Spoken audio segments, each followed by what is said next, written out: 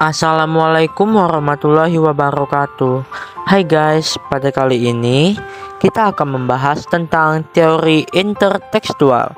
Sebelum mempelajari teori ini, alangkah baiknya kita membahas mengenai apa itu teori intertekstual dulu. Oke guys, simak videonya ya. Teori intertekstual. Teori intertekstual adalah teori yang memandang bahwa sebuah teks yang ditulis lebih kemudian mendasarkan diri pada teks-teks lain yang telah ditulis orang sebelumnya. Tidak ada sebuah teks yang sungguh-sungguh mandiri. Dalam arti, proses penciptaan teks selalu berhubungan dengan teks-teks yang lain. Dalam pendekatan intertekstual, ada beberapa prinsip yang ditetapkan. Yang pertama, pendekatan intertekstual memandang bahwa sebuah teks melalui sebuah proses pengelolaan dari aspek luar maupun aspek dalam teks tersebut. Yang kedua, intertekstualitas juga melihat bahwa teks dibentuk berdasarkan sumber tertulis maupun sumber non-tertulis. Yang terakhir, sebuah teks juga tidak dapat dipisahkan dari motif penulis. Di dalam teori intertekstual, kita dapat membandingkan bentuk asli dengan bentuk varian. Contohnya, novel yang difilmkan. Di dalam novel yang difilmkan juga terdapat A. Ada bagian yang dihilangkan. B. Ada penambahan scan di dalam film. Dan C. Ada variasi baru. Pada kali ini, saya akan mengambil contoh dari novel yang bergenre horor, yaitu KKN di Desa Penari. Novel ini dikarang oleh Simple Man.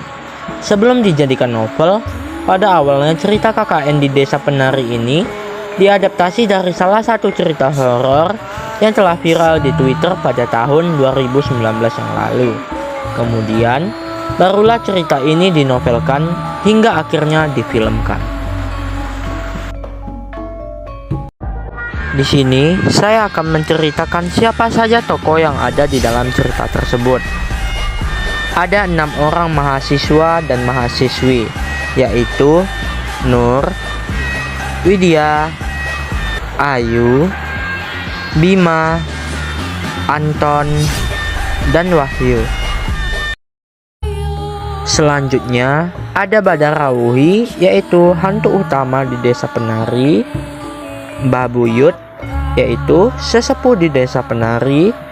Selanjutnya ada Pak Prabu sebagai kepala desa yang bertanggung jawab mengurusi anak KKN. Ada Bu Sundari, yaitu penduduk desa yang memberikan rumah tinggal untuk anak-anak KKN. Dan Mbah Dok, yaitu kodam atau penjaga goibnya si Nur.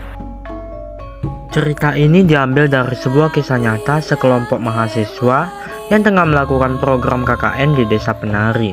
Ternyata semuanya tak berjalan mulus. Serentetan pengalaman horor pun menghantui mereka hingga program KKN tersebut berakhir tragis. Selanjutnya, marilah kita bandingkan cerita di novel ini dengan cerita yang berada di film. Yang pertama, percakapan Widya dengan ibunya.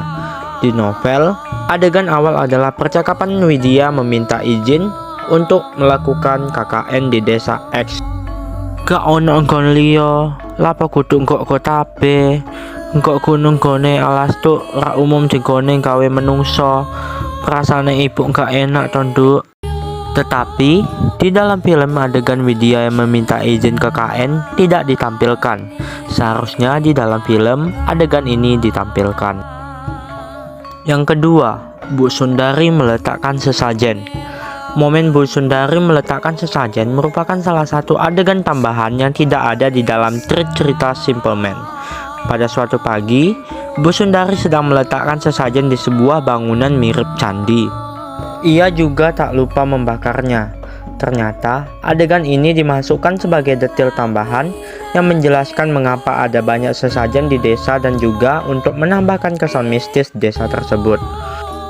Ketiga, adegan Ayu dan Nur selama survei di desa. Pada adegan ini, ternyata adegan ini langsung di-skip atau dihilangkan di dalam film. Jelas di dalam novel, adegan ini merupakan adegan yang sangat penting untuk mengetahui lebih lanjut tentang Desa Penari. Dalam versi cerita, Ayu dan Nur tidak langsung pulang setelah mendapat izin dari Pak Prabu untuk KKN di desa itu.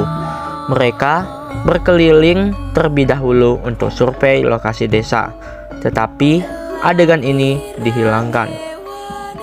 Keempat, terungkapnya wujud asli Badar Rawuhi. Pada cerita di dalam novel, tidak begitu dijelaskan bagaimana sosok Badar Rawuhi berjumpa dengan Bima. Ternyata di dalam film, Badar Rawuhi menjumpai Bima dengan sosok aslinya, yaitu ular.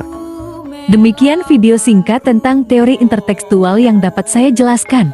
Lebih dan kurang mohon dimaafkan. Wabillahi taufik wal hidayah. Wassalamualaikum warahmatullahi wabarakatuh.